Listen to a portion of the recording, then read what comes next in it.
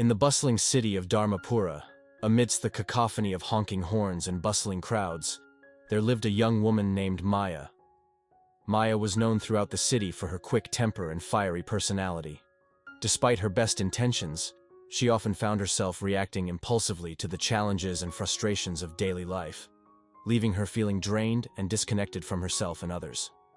One day, as 𝗪𝗂 was rushing through the crowded streets, she stumbled upon a small temple tucked away in a quiet corner of the city. Intrigued by the serene atmosphere and sense of tranquility that emanated from within, 𝗪𝗂 decided to step inside and explore. As she entered the temple, 𝗪𝗂 was greeted by the sight of a group of monks gathered in silent meditation. Their peaceful presence and calm demeanor captivated her, and she felt drawn to learn more about their way of life. Approaching one of the monks, 𝗪𝗂 introduced herself and expressed her curiosity about the practice of mindfulness. The monk, whose name was Bhikkhu Dhammapala, welcomed 𝗪𝗂 with a warm smile and invited her to join him for a cup of tea. Sitting together in the temple courtyard, Bhikkhu Dhammapala began to share with 𝗪𝗂 the timeless wisdom of Buddhism and the art of training the mind to respond, not react, to life's challenges. The mind is like a wild horse, Bhikkhu Dhammapala explained. It can easily be led astray by our impulses and emotions, causing us to react impulsively to the ups and downs of life. But through the practice of mindfulness, we can learn to tame the mind and cultivate a sense of inner peace and clarity. Intrigued by Bhikkhu Dhammapala's words, 𝗪𝗂 listened attentively as he shared with her the core teachings of Buddhism and the practical techniques for training the mind to respond mindfully to the experiences of life. Understanding the nature of the mind. The first step in training the mind, Bhikkhu Dhammapala explained, is to understand its nature. The mind is a powerful tool, capable of great insight and wisdom, but it is also prone to confusion and delusion.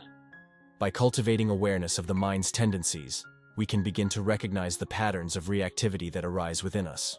To illustrate his point, Bhikkhu Dhammapala guided 𝗪𝗂 through a simple mindfulness meditation, inviting her to observe the thoughts and sensations that arose in her mind without judgment or attachment. As 𝗪𝗂 practiced, she began to notice how her mind would jump from one thought to the next, like a monkey swinging from branch to branch. Through mindfulness, Bhikkhu Dhammapala said, we can learn to observe the movements of the mind with clarity and equanimity, allowing us to respond skillfully to the challenges of life. Cultivating presence and awareness. The next step in training the mind, Bhikkhu Dhammapala continued, is to cultivate presence and awareness in our daily lives. Mindfulness is not just something we practice on the meditation cushion. It is a way of being in the world. To help 𝗪𝗂 understand this concept, Bhikkhu Dhammapala encouraged her to engage in everyday activities with mindfulness and awareness.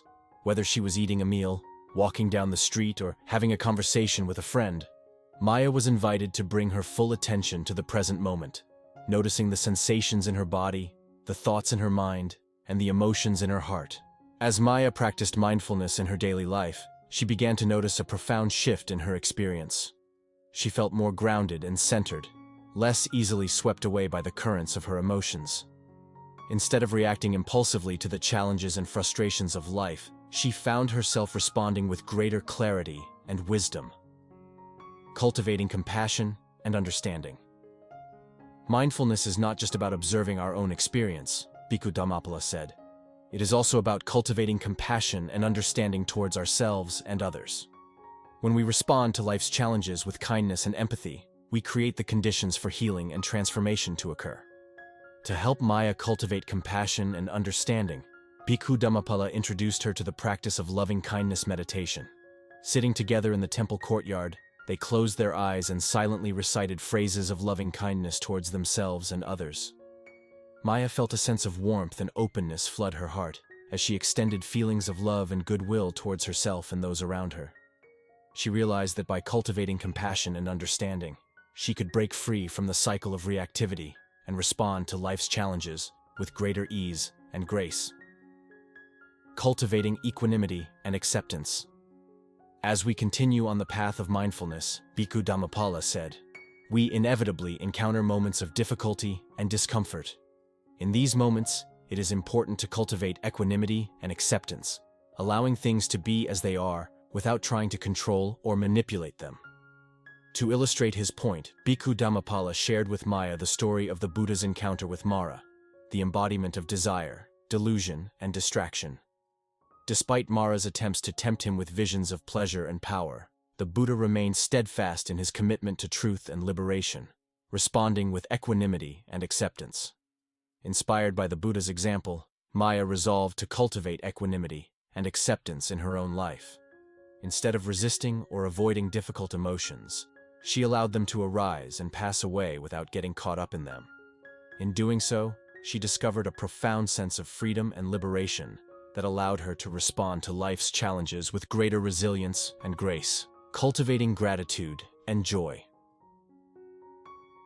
As we deepen our practice of mindfulness, Bhikkhu Dhammapada said, we begin to recognize the beauty and wonder of life that surrounds us in every moment. By cultivating gratitude and joy, we can transform even the most ordinary moments into opportunities for growth and awakening. To help Maya cultivate gratitude and joy, Bhikkhu Dhammapada encouraged her to keep a daily gratitude journal where she could reflect on the blessings and gifts in her life. From the warmth of the sun on her skin to the laughter of a friend, Maya began to notice the countless reasons she had to be grateful each day. As Maya immersed herself in the practice of gratitude and joy, she felt her heart expand with love and appreciation for the richness of life. Instead of dwelling on what was lacking or missing, she focused her attention on all that she had been given, cultivating a deep sense of contentment and fulfillment that permeated every aspect of her being. Conclusion. As Maya sat with Bhikkhu Dhammapada in the temple courtyard, she felt a sense of deep gratitude and reverence for the teachings of Buddhism. Through the practice of mindfulness, compassion, and wisdom, she had learned to train her mind to respond, not react, to the challenges and joys of life. In doing so, she had discovered a profound sense of peace and freedom that transcended the ups and downs of her circumstances. As she walked back through the bustling streets of 𝗪𝗶𝘀𝗀𝗃, Maya felt a renewed sense of purpose and clarity. With each step, she carried with her the teachings of Bhikkhu Dhammapada and the wisdom of the Buddha, knowing that she had the power to transform her life. Thank you for watching.